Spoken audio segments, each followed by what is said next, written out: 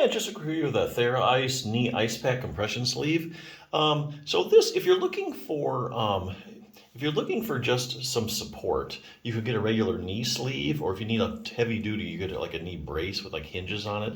This is more like, it gives the support of like a knee sleeve. But why you would really want to buy this is because it's actually like a very flexible ice pack or heat pack. So you can put this in the freezer and make it cold, and then you can also put it in the microwave and heat it up. So it can, and it'll conform all the way to your knee, which is really good because most ice packs, you put on your knee, it doesn't conform all the way around. So that's really the advantage of this sleeve. That's really it's like a sleeve ice pack or hot pack. So think of it like that. Very flexible, which is nice. There's no Velcro at all, and there's no hard inserts that go in it. Anyway, other things that you can do for your knee if you're having knee problems. Just one example, I'm getting this from this book, Bulletproof Your Knee. If you're having any kind of knee issues, you definitely need to keep your quadriceps strong. Your quad muscle is a big muscle on the top of your leg, as you can see here. Just for reference, this is your kneecap, and the big quad muscle sits on the top there. And basically, it's a big stabilizer of your knee, okay? A lot of the stability of your knee depends on how strong your quads are. What they're finding is that people with a lot of various different knee problems, just probably about everyone you could name, if research will go to take somebody with that problem and they'll test all the strength of the muscles, and they're finding mainly it's just the quads that take a hit. So for instance, let's say knee swelling in the quads.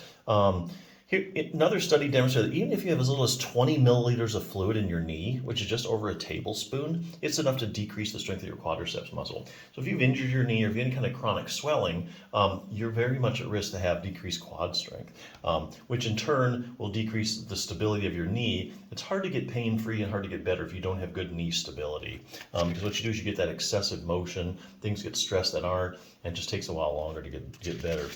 Knee injuries in the quadriceps, if you broken your lower leg bone, your tibia, if you've had any kind of surgery where they opened up your knee joint, researchers find, hey, these people have decreased quad strength.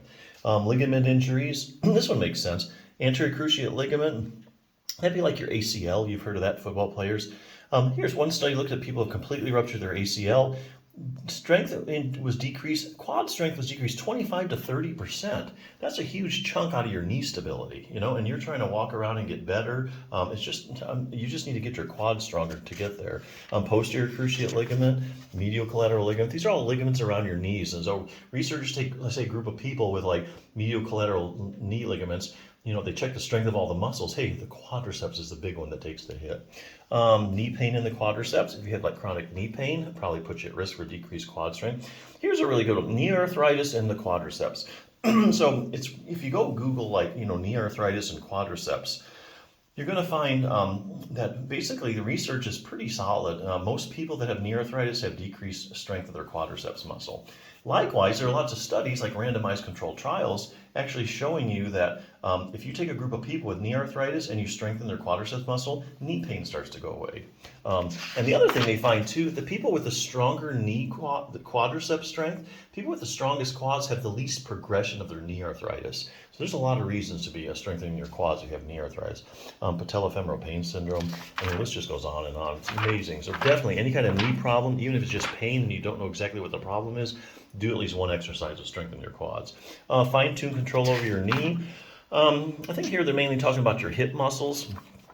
Sometimes you can have a hip problem, sometimes you have a knee problem, and there's really nothing wrong with your knee, but the problem's way up at your hip. So classic cases like iliotibial band syndrome, where if you take a group of people with iliotibial band syndrome, you muscle test them, their hip muscles, you find they have unusually weak hip abductors. That's a muscle that's key to keep your hip level, also brings your leg out to the side.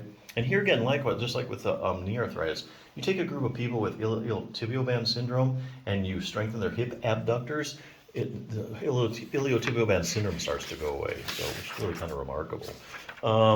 Let's see what else you can do for your knee if you're optimize knee flexibility. Well, we all know that your knee has to be able to bend and straighten fully, but what a lot of people don't realize is that your knee actually rotates. So about the last 10 to 15 degrees of you straightening your leg, your knee actually rotates laterally or out to the side. So here's a little test to see if you have that accessory motion. So like I say, that's an accessory motion you need to have a fully functioning knee. and be pain-free. Other things you can do: increase dynamic knee stability. Here they're talking about proprioception.